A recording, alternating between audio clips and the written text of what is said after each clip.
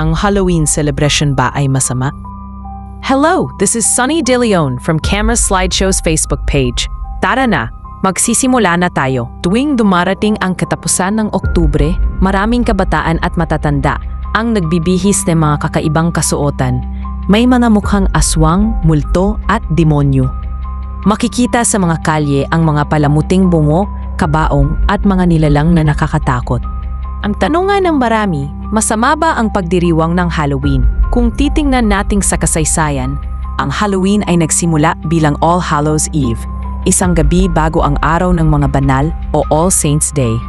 Ngunit sa paglipas ng panahon, nagbago ang diwa nito. Sa halip na paggunita sa kabanalan, napalitan ito ng mga gawaing nagdiriwang ng kadiliman.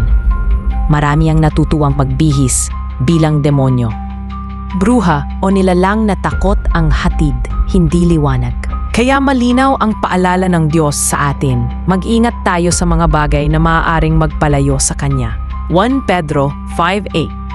Maging mahinahon kayo at magbantay.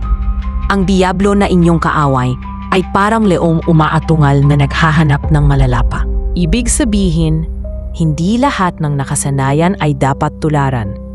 Dahil minsan, sa gitna ng katuwaan, nagagamit ito ng kaaway para unti-unti tayong ilayo sa kabanalan. Hindi masama ang magsaya, ngunit dapat nating tandaan kung sino ang ating pinaglilingkuran, ang Diyos ng liwanag, hindi ng dilim. Payo, kung gusto mong makisaya ngayong Halloween, ipakita mo ang liwanag ni Kristo. Piliin mong maging halimbawa ng kabutihan, hindi kasamaan. Sa ganitong paraan, ang pagdiriwang ay nagiging pagkakataon upang ipahayag ang pag-ibig ng Diyos, hindi ang takot o kasamaan ng mundo. Sa panahon ngayon ng Halloween, ikaw ba'y magpapadala sa uso ng kadiliman? O ikaw ang magiging tanglaw ng liwanag ni Kristo sa paligid mo? Bawat larawan, kwento ng buhay. Bawat slideshow, damdamin na buhay.